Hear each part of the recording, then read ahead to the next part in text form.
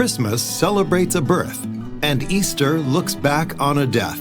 Between Christmas and Easter lies New Year, a time for us to think about the past while looking to the future. I don't have specific memories of every single New Year's Eve that I have experienced.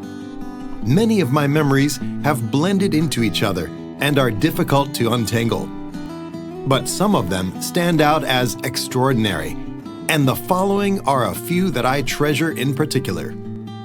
December 31st, 1965. I crawl around our house getting lots of loving attention, probably because I am less than a year old. My grandparents are there, along with all my aunties and uncles, as well as my older sister. Everyone seems so young and full of life, and my dear old dad even has a full head of hair. I don't remember all this, of course. I'm just looking at my precious old photos again. December 31st, 1972. Christmas is traditionally for families, while New Year's Eve is for friends. Mom and Dad are enjoying a night in the pub with their mates while we kids are home with Grandma, who allows us to stay up very late. To our amazement, just before midnight, she hurries us out the back door, and there we stand, trembling in the darkness of the garden. As the church bells ring for midnight, she rewards our patience by giving each of us a shiny new penny to take indoors, saying that we can look forward to a lucky 1973. December 31st, 1980. I'm spending the evening at a cool party in my friend Jonathan's garage. I dance and talk to Sarah, the loveliest girl in the world. In February, sadly, her family will move down south, and it's unlikely that I'll ever see her again. At 11 o'clock, as promised, I walk over to my sister's boyfriend's house to join the rest of my family, regretting that I won't be able to share a New Year's kiss with Sarah at midnight. December 31st, 1984.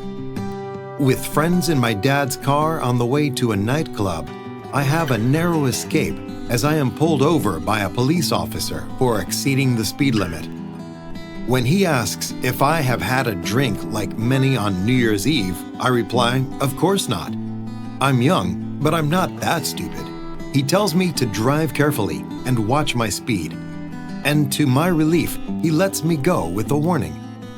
Unsurprisingly, my New Year's resolution is to be a careful driver. December 31st, 1993. My dad passed away in November after losing a year-long battle against cancer, and my mom and the rest of the family have gathered at my sister's house. It's the usual happy occasion, but touched with a hint of sadness.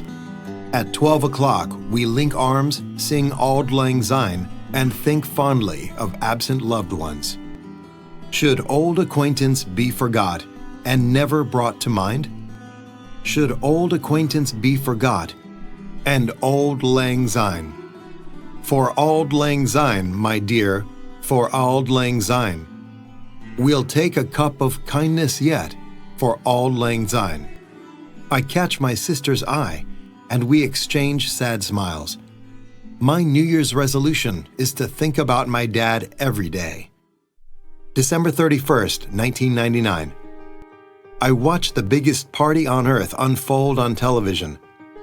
In enormous crowds across the planet, joyful faces are lit up by a million fireworks, and everyone is looking forward in hope and expectation to the new millennium.